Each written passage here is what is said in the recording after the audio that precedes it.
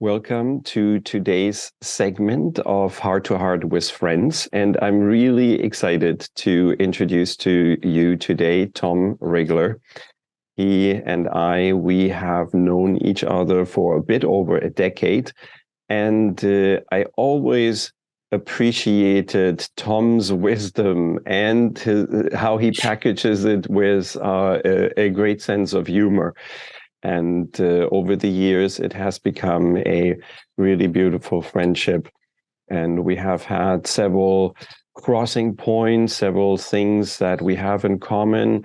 And Tom does do so many things. He has also a website where he explores more of the different options that he provides. One thing that really fascinates me is his work with crystals, and we will speak about that a bit more. And as the topic of today's segment implies, he works with Primordial Light. And I took his workshop a couple of weeks ago, and I was really impressed. And we will talk about his newest workshop series, Primordial Light. And at the end of this event here, there will be an energy session, a little bonus gift. So stay tuned to learn more about Primordial Light and also experiences at the end. So welcome, Tom. Thank you. Happy to be here. I wanted to invite you on this program for actually years. It's interesting that sometimes lots of projects are happening simultaneously and things sort of get in the way. So I'm really happy that we finally get to this. And somehow it's also perfect timing because you just launched your newest program, Primordial Light. And so this will be the main focus point here today. But I think it would be really interesting if we go a little bit back, and we are following you on your journey that brought you on this course leading here today. And in the workshop, Primordial Light, you shared an experience about having had this mystic experience, I would say, where as a child, where you witnessed an immense light. And I think that's a good starting point, if you would share that. I think the light's always a good starting point. I grew up on a small farm in Texas. I was born in 1943, so this occurred in about 1948. I woke up one morning. I was 5 years old. I woke up because I heard this music playing, and we lived in the country. We were a mile down a dirt road from any paved highway. And I heard this music, and that was not a normal thing at all. So that kind of intrigued me. And I got up and I went out of the house, and we had a small fruit orchard at the side of the house. And I walked around the side of the house and looked into the fruit orchard, which is where the music seemed to be coming from. And at the end of the fruit orchard, there was this beautiful, beautiful light. It was a big round ball of light, almost like a portal. And this music seemed to be coming from in that light. And the combination of the music and the light both just made me absolutely giddy. I mean, I was so happy. I felt like I was so much a part of everything in the world and just connected to everything. And it was an ecstatic, joyful moment. And the light was kind of beckoning me on, and I started walking toward the light, and I'm laughing and I'm giggling and I'm having a great time. And all of a sudden my mom comes out on the porch and starts yelling at me because it's 5 o'clock in the morning. And what is this 5-year-old kid doing outside by himself at 5 a.m? And as she was telling me to come back in the house, the light started to go away. It started to fade. And I was torn because, I knew that I needed to do what my mom told me, but I also really wanted to go into that light. And I started to walk toward the light, and the light just suddenly shrank down into a little pinpoint and went away. And so I went in the house, and I was really sad. I was despondent because it was almost as if a member of my family had gone away or had died or something. And I carried that memory with me since that time. And that was 75 years ago for me. And that image and that feeling of being connected to the light are always in here. They're always in my heart. And there have been times when I've had very high spiritual experiences where I have felt similar to that time in the light. And about my mom died 8 years ago. She was 95 years old. And we were talking one day, and I told her about this experience. I had never mentioned it to her. And I told her about this experience and what had happened. And she got this very forlorn look on her face, and she said, "I'm so sorry that I stopped you. I didn't know that." And it was like, it was very emotional for both of us, but for her to acknowledge how important that seemed to me was kind of an indication to me of how important it feels when I talk about it. Quite often, I didn't share about this until a few years ago.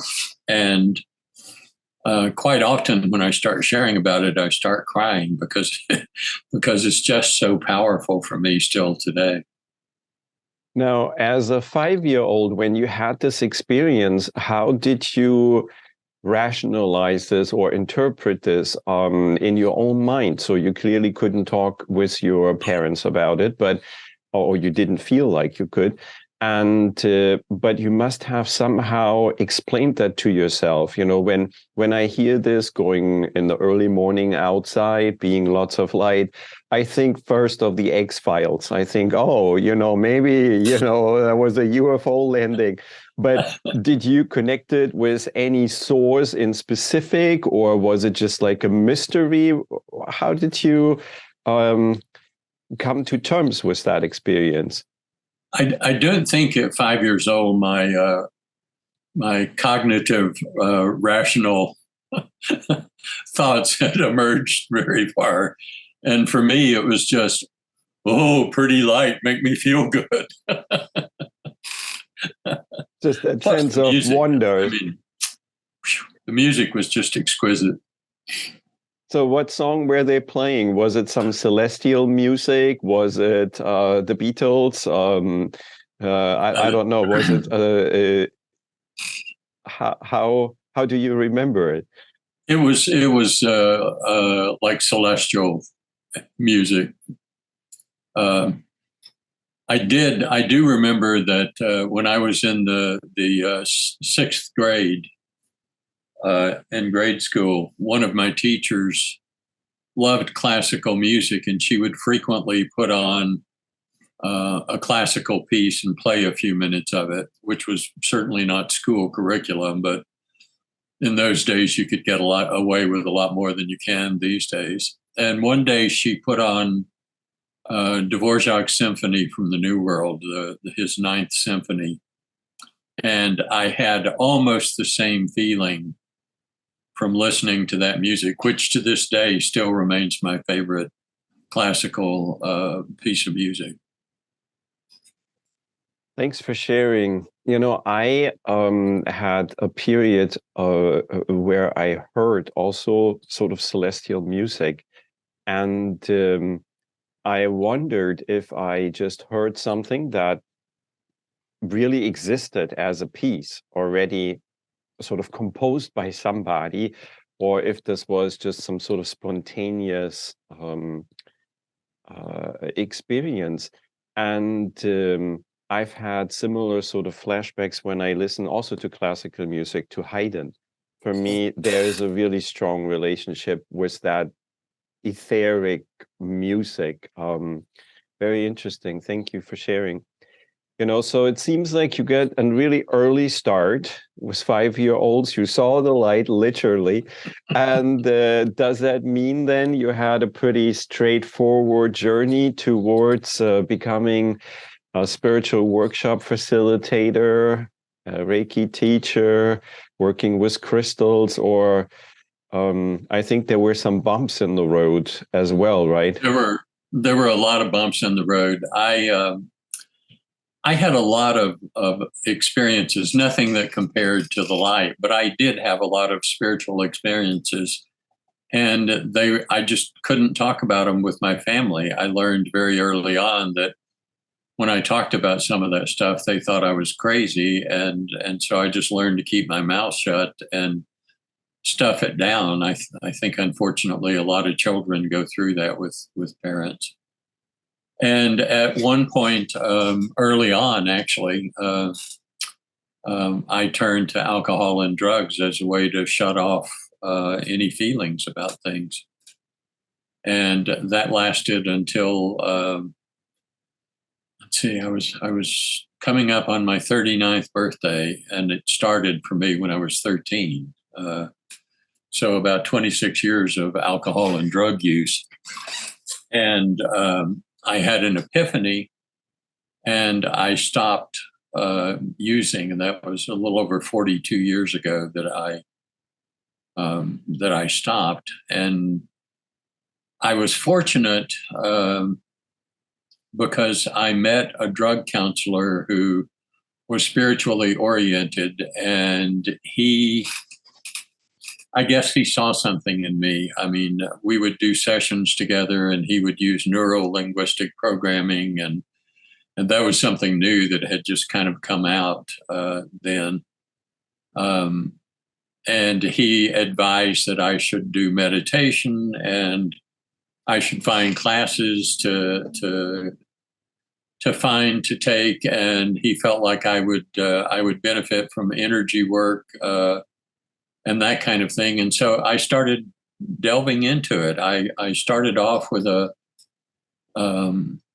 teacher who taught something called polarity therapy, which was a hands-on healing form. And she was also a follower of a guru, lots of meditation stuff. And I got hooked in to the guru and to meditation through her, plus doing the polarity therapy. And then I met a woman who taught shiatsu. And so I started taking shiatsu. I learned shiatsu. And my shiatsu teacher one day was having a stomach ache, and she asked me if I would come over to her house and work on her. And I said, sure. And I always loved going to her house because her husband was the director of the Peabody Institute Orchestra.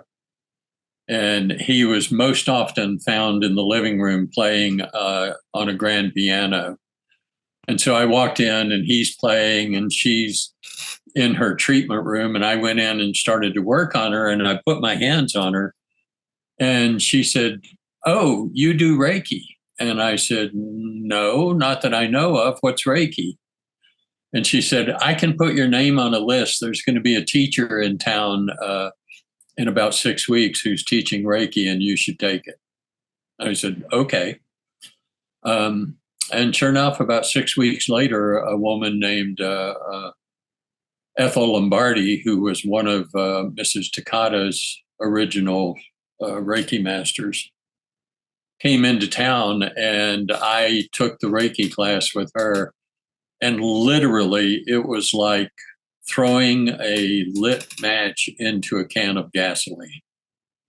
It just blew me wide open and opened for me the possibility of things that I had never even thought about before.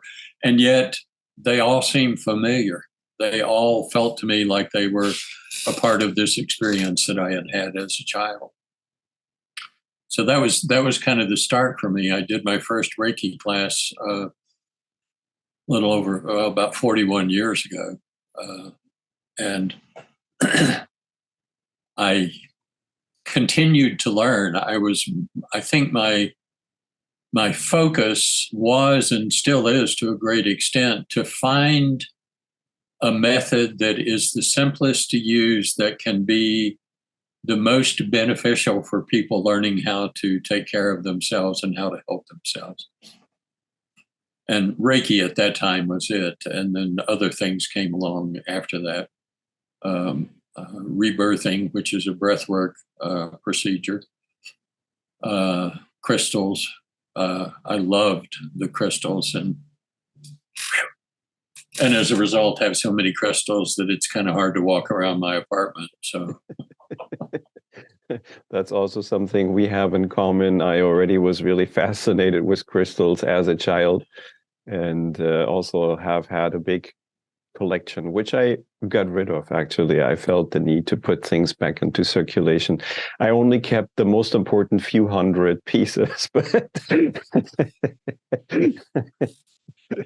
for me, trying to pick out the few hundred most important piece would be like deciding which one of your kids you were going to shoot. Tell me, how did you start working with crystals? You have crystal courses, and what do you offer in those workshops? Well, when it started in 1987, I was completing a 3-year apprenticeship as a rebirther. And there were three women and I who had done this course together for 3 years. And at the end of it, as part of our graduation ceremony, we took a trip to California to visit various sacred sites in California. And we ended up on Mount Shasta.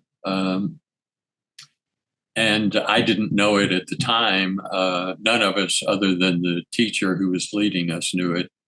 But that was at the time of the harmonic convergence, which was a time on the Incan calendar when there was supposed to be a great opening for peace. And so people were urged to come together and meditate for peace all over the world.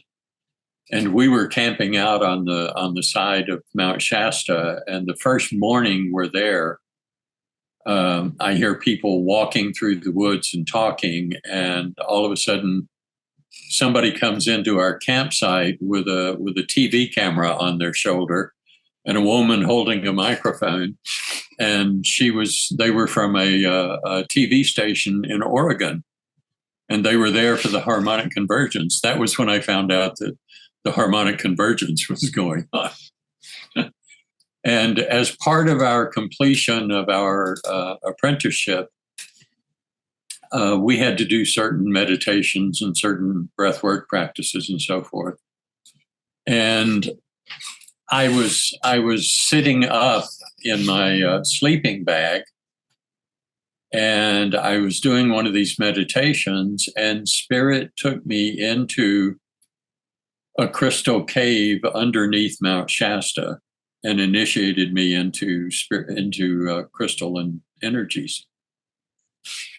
And I didn't really think a lot about that because there was so much going on that weekend. We had so much to do to complete. We were doing sweat lodges and hot tubs and breathing practices and all kinds of things. And it was several years later that someone asked me if I knew anyone about crystals. And when I said yes, they said, "Could you teach a class?" And I said, "Sure." So I put together a class that was mostly working with just quartz crystals. And we were in Pennsylvania outside of Philadelphia. There were about 35 people for the class. And we're sitting there waiting on the time to start, making sure everyone has shown up. And all of a sudden, Spirit came in and told me that I could initiate these people into the energies of the cave. I could connect them to the cave. Well, I burst into tears, and so I'm sitting at the front of this class, and there are 35 people there watching their supposed teacher dissolve into tears. And I mean, great racking sobs. I was so overcome by Spirit. and I could see some people, kind of doing one of these, like, if I just walk out the door and no one notices me, can I get my money back?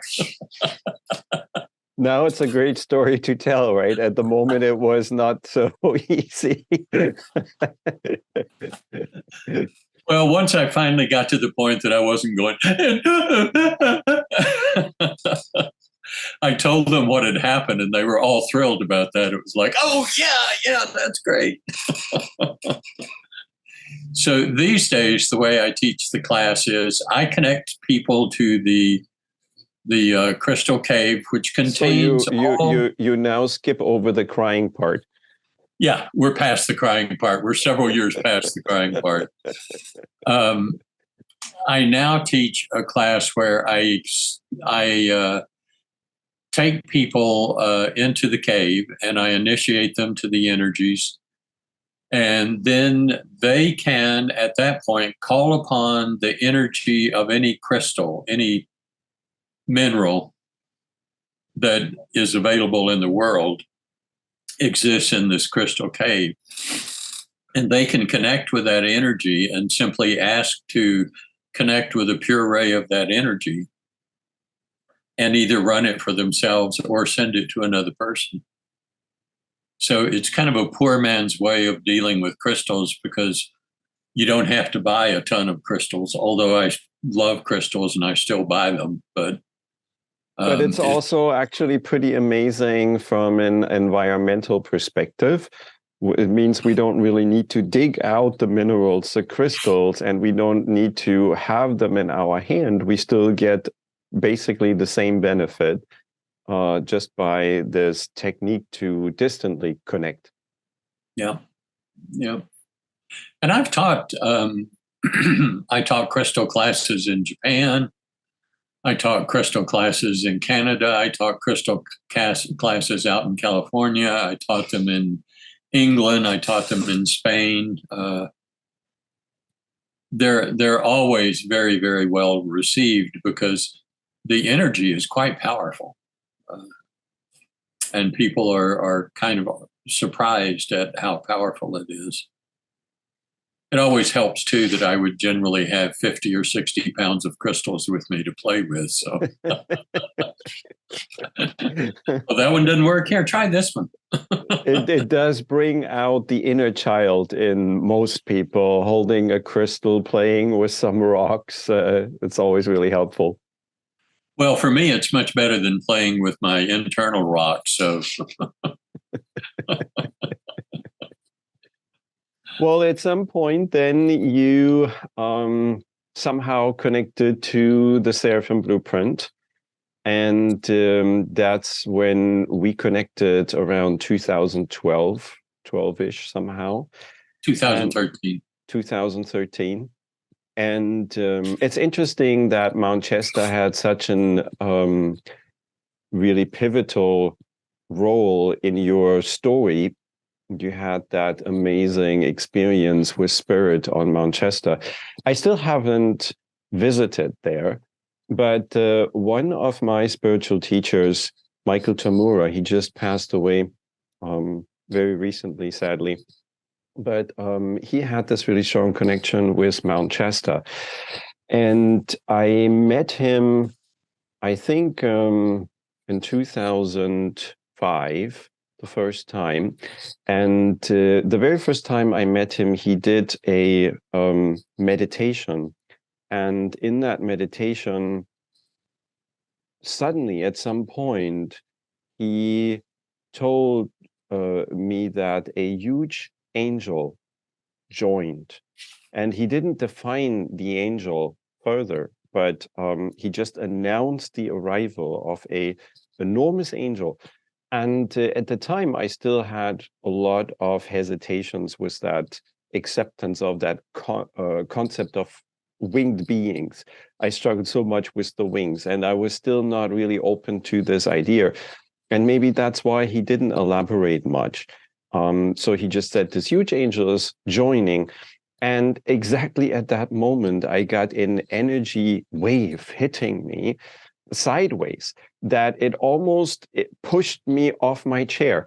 It felt like as if I was in a moving vehicle and suddenly somebody hit the brake and I had like boom, and I needed to hold on to my seat not to fall off. And I opened my eyes and I was looking around and I wondered if there was anybody close to me who could have pushed me, but I was just nothing. It was really just the energy. But he didn't elaborate any more about what kind of angel this was, or so some time went by, and a few weeks later, I accidentally landed in my first Seraphim Blueprint workshop.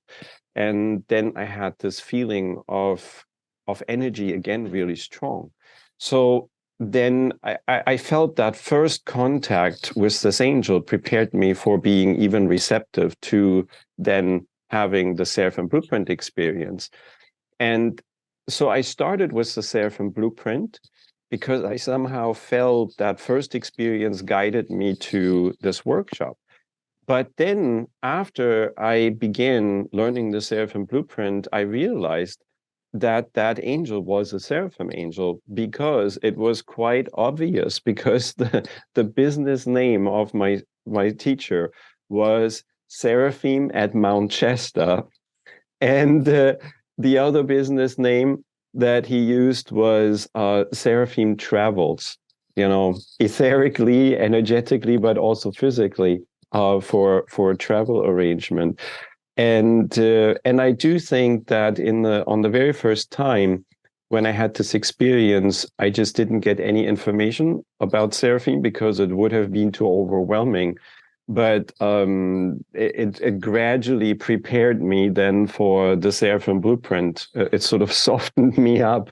So my first meeting with a very, very powerful Seraphim angel was sort of then setting me into this trajectory leading to the Seraphim Blueprint.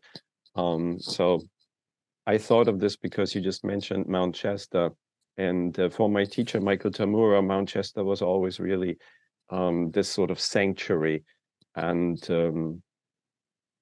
one day I feel like one day soon I have to also visit Mount Shasta. That must be a very magical place. It's very powerful. It's been a Native American holy site for hundreds of years. It's very sacred to them. And I mean, sometimes I have been in Mount Shasta. I've been there a number of times, and I've sat on a deck looking up at Mount Shasta and watching violet light shoot out of the top of Mount Shasta. I mean, and seeing clouds floating by in the shape of angels and archangels and so forth. And the energy there is very special. Very special. So how did you find, what was your journey to the Seraphim Blueprint? Well, I had done some work earlier before I found the Seraphim Blueprint. I had been connected to a seraph, and I didn't think much about it at the time. Angels were never anything that I particularly focused on or thought about. I mean, I didn't doubt that there were angels. I didn't doubt that they were, beings of great power and beauty and all that kind of thing. They didn't fit in my vision of, trying to find the best way to put my hands on somebody and heal them. So I had a connection with this seraph. It was very powerful. But that was kind of the end of it. And then I started training for the Seraphim Blueprint in January of 2013, but in December of 2012, I did a training with another person who had connected with a seraph, and I was connected to that seraph also. So I had a little bit of experience with connecting with seraphs, and I had also done the training for teaching the rites of the Moon Key, which are 9 rites in the Incan tradition, and different beings in there are described as being archangels as tall as trees, and that energy was also very powerful. So I'd had that I'd had that connection for a while, and one of my friends here in Baltimore is really good friends with the Seraphim Blueprint teacher in Florida. And she kept talking to me about Seraphim Blueprint and how Sandra was teaching it and how powerful it was, and she thought I would really like it. And I wasn't particularly interested. I mean, I think I was either 69 or 70 at that point, and thinking to myself, I don't need another thing to, divide my tunnel vision from where I'm going. And they literally, we would do this thing with Seraphim Blueprint where you would offer a taste of the energy, and you would do this on phone calls that back then, and people would join the phone call, and you would talk about the energy for a minute, and then you would run the energy and allow everyone to feel the energy. Well, they set up one of those phone calls just for me. And I, at the last minute, decided I wasn't going to go. And the only reason I ended up going is because my heart partner, Julie, was going to attend it. And I thought, well, if she goes and I don't show up, I'm going to be in trouble. So I went on the call, and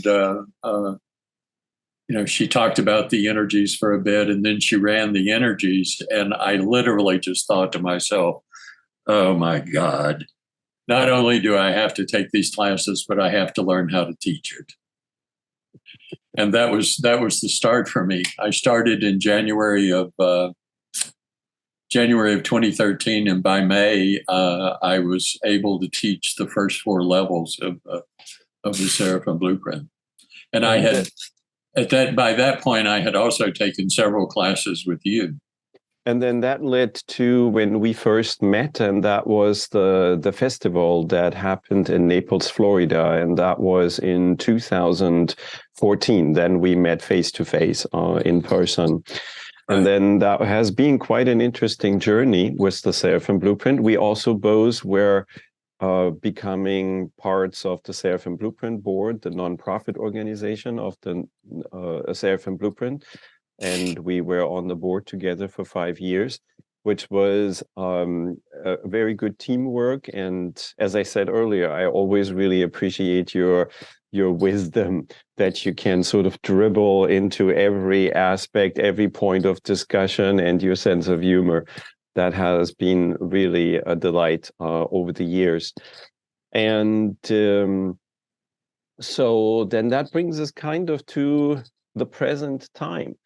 You just introduced your newest program, which is called the Primordial Light.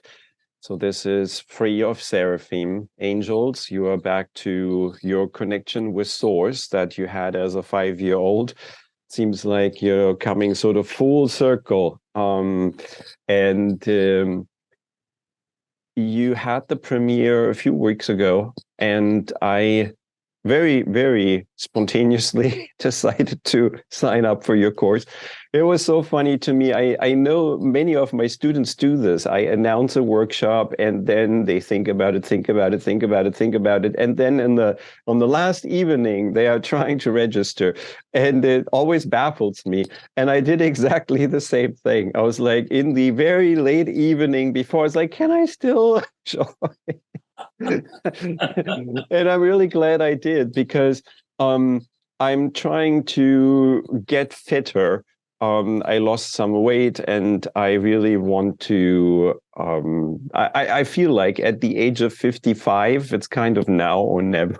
So I feel like I want to condition myself, exercise. And so for a year and maybe 3 months or so, I do my exercise program, but it's hard for me to find the right balance, not to overdo it, but doing enough, so it's like at our advanced age, you can overdo things really easily. And just before I came to your workshop, I had overdone it a bit and I had a lower back problem and I felt something wasn't right in my spine. And during the workshop, you at some point said, and now you direct the energy, this primordial light, into where you feel you need it. And so I thought, oh yeah, my lower back is really actually bothering me. And so I directed this energy to exactly the vertebrae where I felt something got pinched or something was wrong. And after maybe 2 or 3 minutes of doing that, suddenly I heard an audible pop. It was like an energetic chiropractor session, a distant chiropractor session. And it popped, I heard it, and then I was fine. And that really did impress me a lot. And I was like, oh, this was really guided. That last minute, I jumped in. I really needed that. Plus, of course, it's always really nice when we are always facilitating workshops ourselves. It's really, really nice to have this experience of just sitting there and receiving. And that's very, very beautiful. So share a little bit about the Primordial Light workshop. Who is it for? Who would you say would benefit from it most? And what's in the workshop?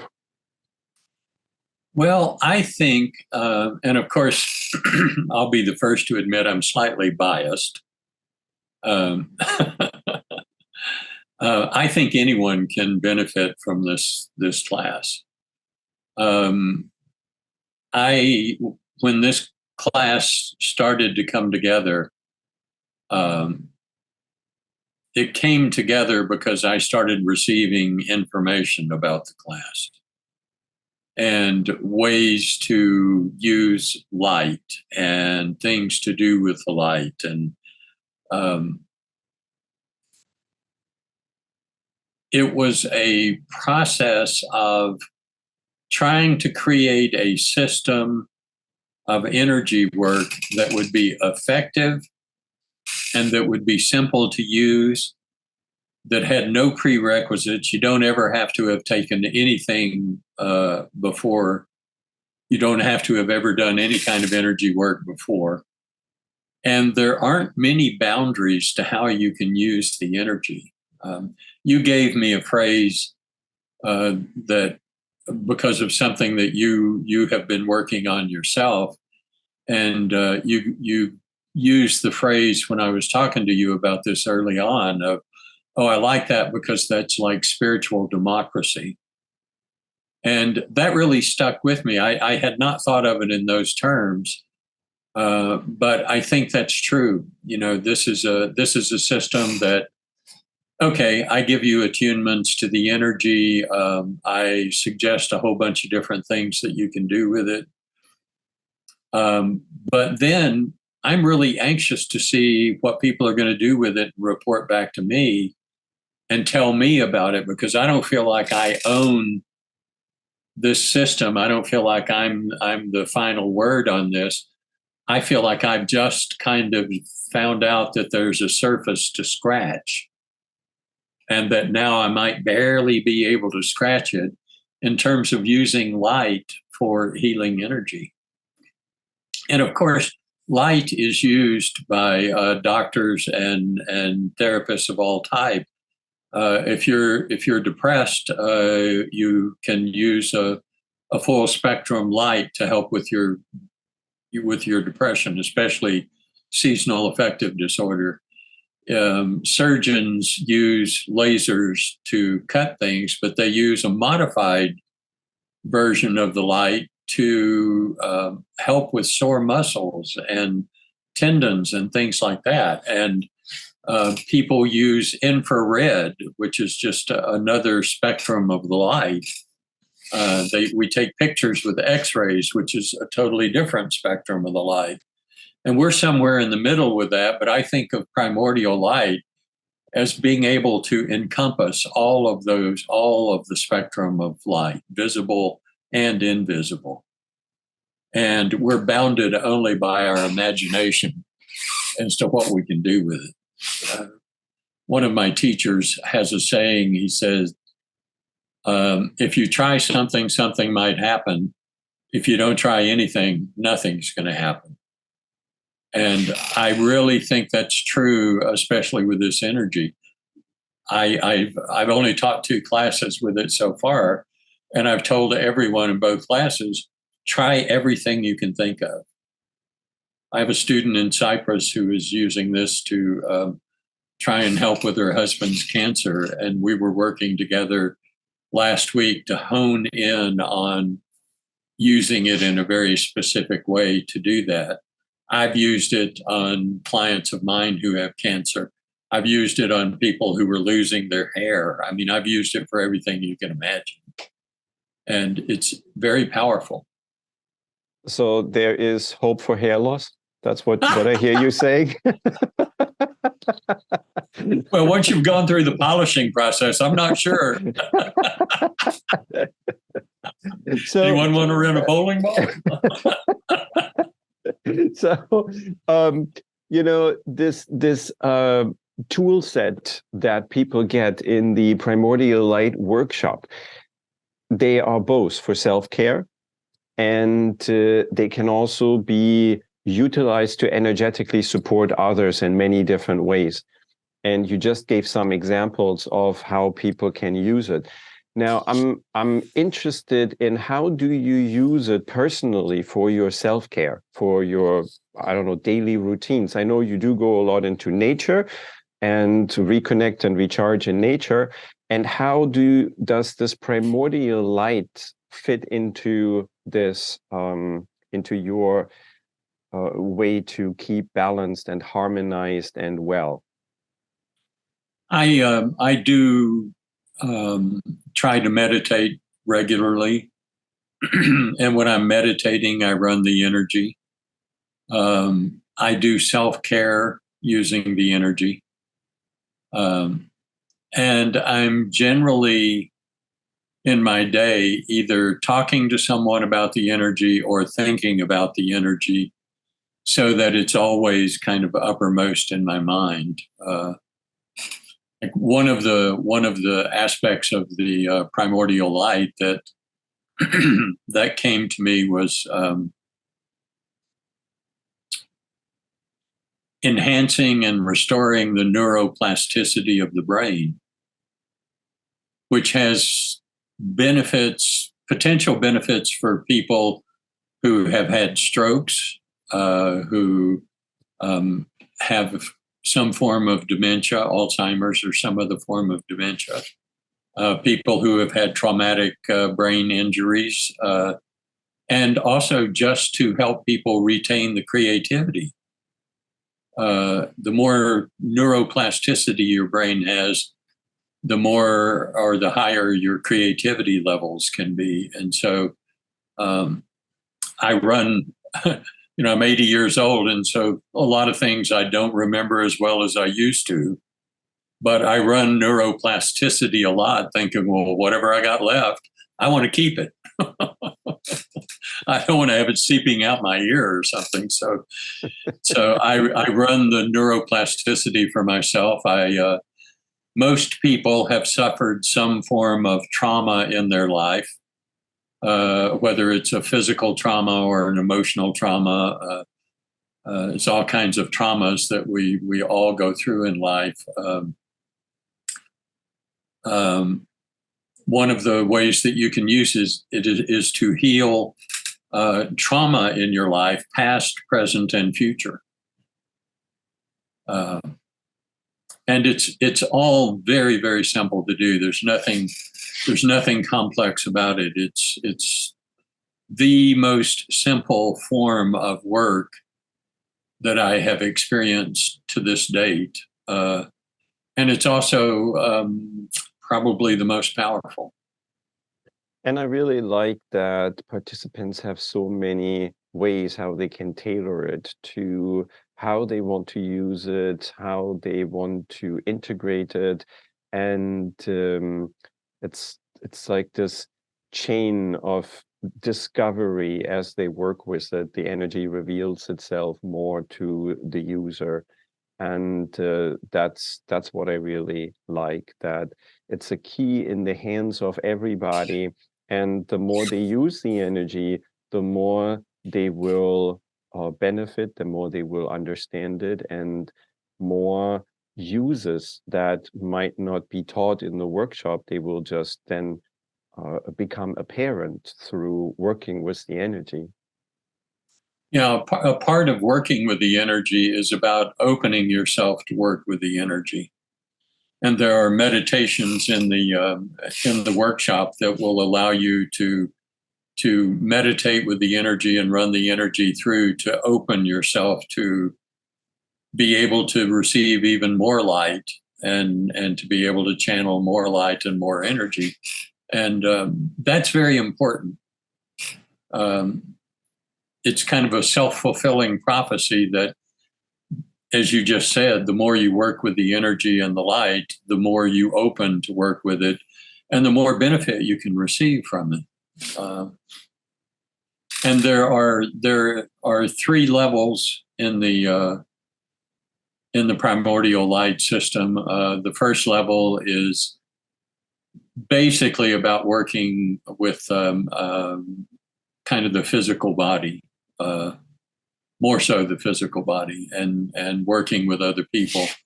The second level is about consciousness, being able to raise your consciousness, being able to connect with angels or light beings or things of that nature.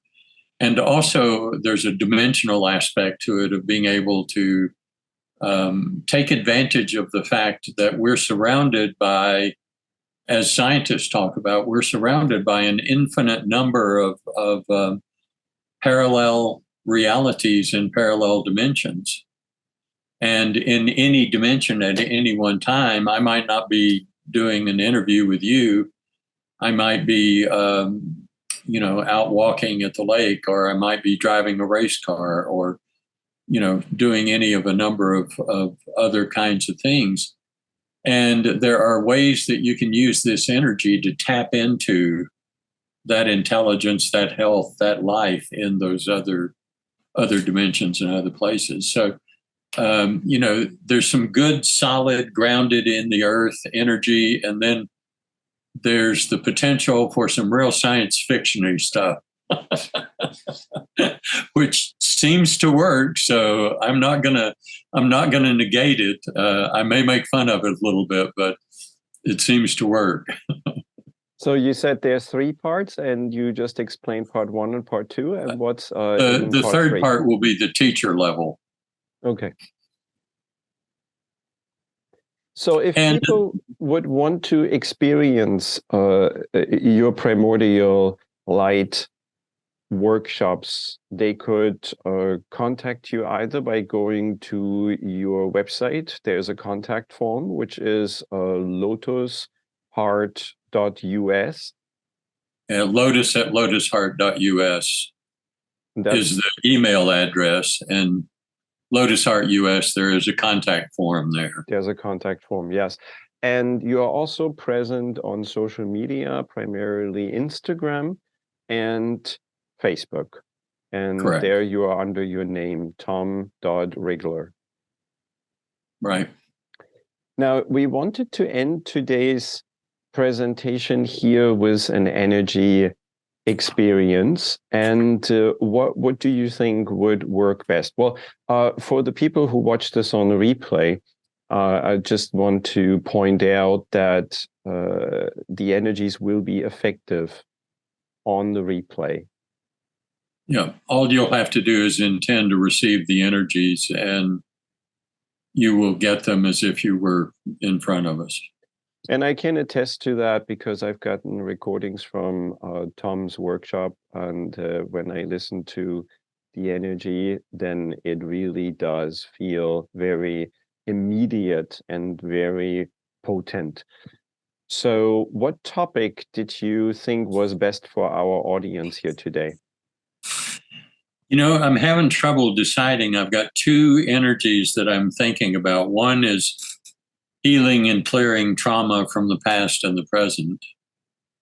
And the other one is removing stress blockages and the associated hormones, because we live in such a stressful society. And both of those energies are not only carrying out those specific purposes, but they're also performing a very deep healing process.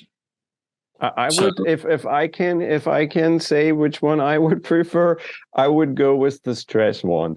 I have been doing so many different projects in the last weeks and couple of months. I feel like I did bite too much to chew at the same time, you know. So I sometimes feel that stress feeling creep in. So nobody else has any vote here, I see. So I think the majority of participants here goes with stress relief. I'm quite happy with that, Alex, because as you know, I taught something like 7 classes in 4 different continents over 9 days, and my stress level was exceedingly high for me. But luckily, we have tools for that. Yeah. Okay, so for anyone who's listening to this or watching it, just close your eyes, allow yourself to relax. And I am opening a channel, intending to have this channel connect with each person who may listen or see this video. And I am activating Primordial Light to remove stress, blockages, and the associated hormones connected with that at the maximum optimal intensity level for each person. And I'm running this energy now.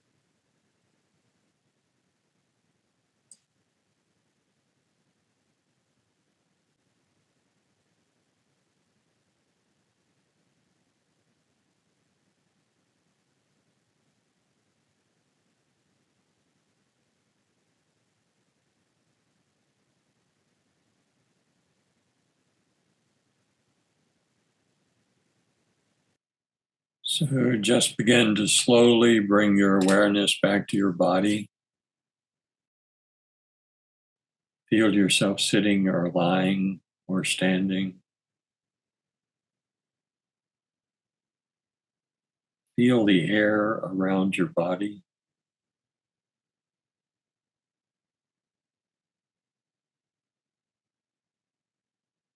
Just allow your perceptions of your space to lengthen out, to widen out.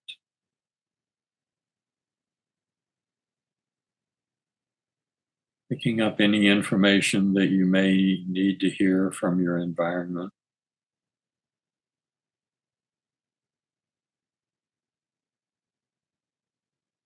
And bring yourself back into your body.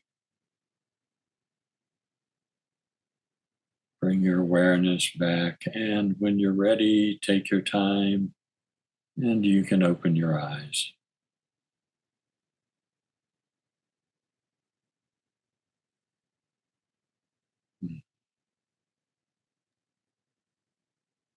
Thank you very much, Tom. My pleasure. Thank you. It was beautiful. And I did feel it like it triggered actually a bit of flow of Kundalini energy for me. And so I had to go like somehow wiggling around as it was rising up the spine. I can still feel it. Now it's more sort of orbiting around my head. Thank you so much. So maybe this is working on the hair growth right now. Maybe I set the intention. There actually is a specific use of part of it that I'm using with someone who's a woman who's really kind of worried about losing her hair, and I'll send you the wording. I like actually, you know, I made peace with that. It's easy. It's so easy to just, I don't have a need for a hairdryer or anything like that. It's just, the only time is like sometimes, you know, when it's really windy out there, I feel like I'm disabled, disadvantaged somehow. And when it's raining. So there are moments, but generally speaking, I'm happy. I think I would probably freak out if I saw you with hair. And nobody would believe it anyway. They would all think I did some surgery. Where's my friend Alex? Well, thank you so much for spending this time with us here today, sharing your interesting journey and giving us this beautiful energy experience. People who want to contact you will find your contact information below the video as well. And the best thing is really just reaching out to Tom, asking him when his next workshop will take place. And Tom is also pretty flexible with organizing things spontaneously. So that's the best way, just directly contact him. So, well, thank you, Alex. Thank you for the get-together. I enjoyed this. This was fun. All right. And I hope maybe we do a part 2. There were a lot of questions I wanted to ask you that we didn't get to. So maybe there will be a continuation at some point. So all my best wishes from San Francisco. Take care, Tom. Bye. All right. You too. Bye-bye.